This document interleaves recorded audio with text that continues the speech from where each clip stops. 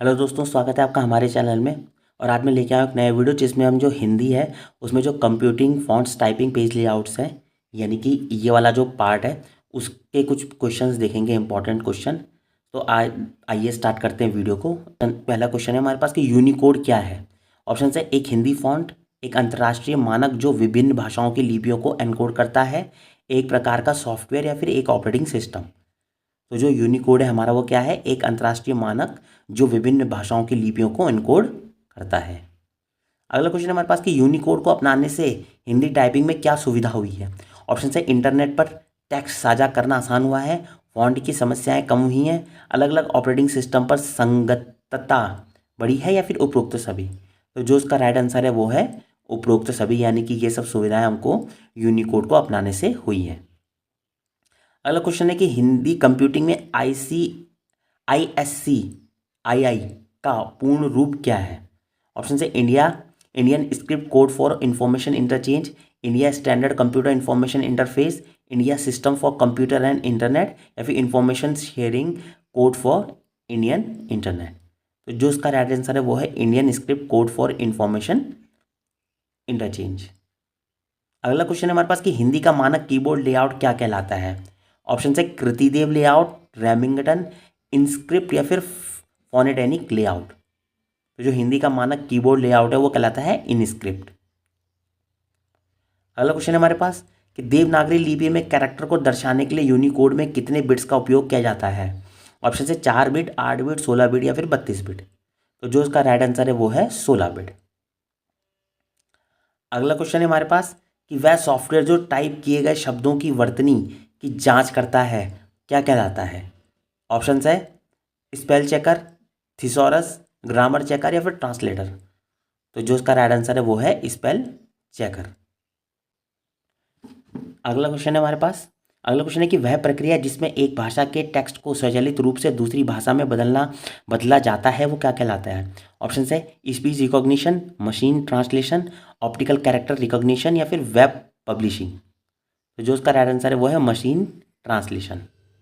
अगला क्वेश्चन है हमारे पास कि सरकारी कार्यों में कंप्यूटिंग हेतु यूनिकोड के किस फॉन्ट को वरीयता दी जाती है। ऑप्शन है मंगल, कृतिदेव, चाणक्य, या फिर देवली। तो जो उसका राइट आंसर है वो है मंगल फॉन्ट। अगला क्वेश्चन है हमारे पास कि यूनिकोड को लागू करने वाली प्रमुख एनकोडिंग स्कीम कौन सी है। ऑप्शन है एस्काई, EBCDIC, UTF-8, या फिर NC। तो जो उसका राइट आंसर है वो है UTF-8। अगला क्वेश्चन है हमारे पास कि वे फॉन्ट जो यूनिकोड पर आधारित नहीं होते हैं वो क्या कहलाते हैं। ओपन टाइप, नॉन यूनिकोड या लेगेसी फॉन्ट, ट्रू टाइप, या फिर सर्च इंजन। तो जो यूनिकोड नहीं होते हैं वो कहलाते हैं नॉन यूनिकोड। अगला क्वेश्चन है हमारे पास कि कृतिदेव 10 किस प्रकार का फॉन्ट है। यूनिकोड फॉन्ट है, सिर्फ मराठी फॉन्ट है, एक इमेज फॉर्मेट है, या फिर नॉन यूनिकोड फॉन्ट है। तो जो इसका राइट आंसर है जो कृतिदेव है वो हमारा नॉन यूनिकोड फॉन्ट है।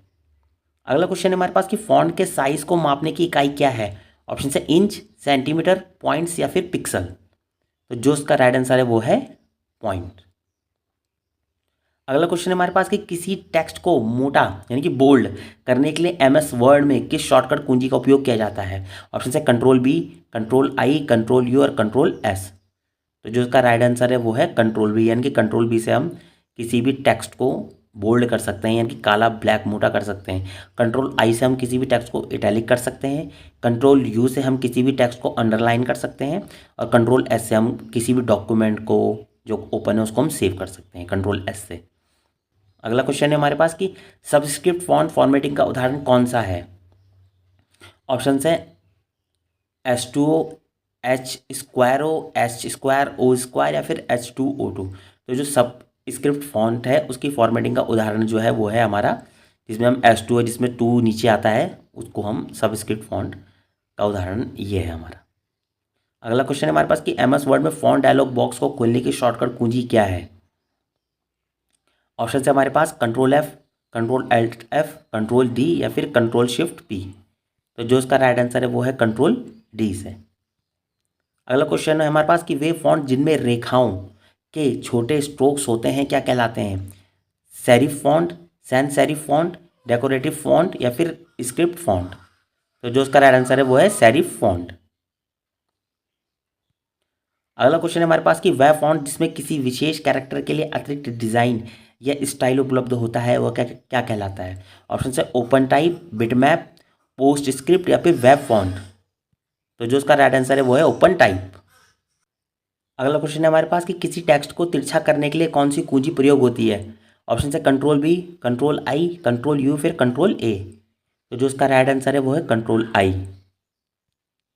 अगला क्वेश्चन है हमारे पास कि टच टाइपिंग का क्या अर्थ है। ऑप्शन है केवल एक उंगली से टाइप करना, टच स्क्रीन पर टाइप करना, केवल माउस का उपयोग करके टाइप करना, या फिर कीबोर्ड को देखे बिना 10 उंगलियों का उपयोग करके टाइप करना।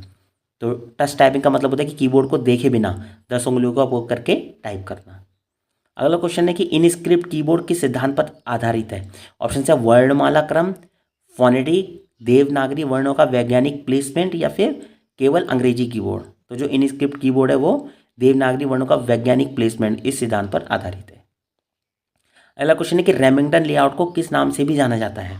ऑप्शन है टंकन layout, typewriter layout, inscript layout, या फिर फोनेटिक लेआउट। तो जो इसका राइट आंसर है वो है टाइपराइटर लेआउट। अगला क्वेश्चन है हमारे पास कि टाइपिंग गति, टाइपिंग की जो स्पीड है वो किस में मापी जाती है। ऑप्शन है शब्द प्रति मिनट, शब्द प्रति सेकंड, की स्ट्रोक प्रति सेकंड, या फिर अक्षर प्रति घंटा।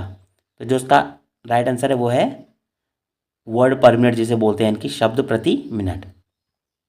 अगला क्वेश्चन है कि टाइपिंग के दौरान कीबोर्ड की वह पंक्ति जहाँ से टाइपिंग शुरू की जाती है वो क्या कहलाती है। Top row, bottom row, home row, या फिर नंबर रो। तो जो उसका राइट आंसर है वो कहलाती है होम रो। अगला क्वेश्चन है कि मंगल फॉन्ट में टाइपिंग के लिए किस प्रमुख लेआउट का उपयोग होता है। ऑप्शन है कृतिदेव, इनस्क्रिप्ट या रेमिंगटन, चाणक्य, या फिर अमर भारती। तो जो मंगल फॉन्ट है उसके लिए उसमें उसका जो कौन सा प्रमुख लेआउट है उसमें इनस्क्रिप्ट का यूज होता है। अगला क्वेश्चन है वह कौन सी सुविधा है जो टाइपिंग के दौरान बार बार होने वाली त्रुटियों को स्वचालित रूप से सही कर देती है। ऑप्शन है टेम्पलेट, मैक्रो, ऑटो करेक्ट, या फिर डिक्शनरी। तो जो इसका राइट आंसर है वो है ऑटो करेक्ट। अगला क्वेश्चन है हमारे पास कि एमएस वर्ड में पेज लेआउट टैब में कौन सा विकल्प नहीं होता है। ऑप्शन है मार्जिन, ओरिएंटेशन, टेबल, या फिर कॉलम। तो जो इसका राइट आंसर है वो है टेबल।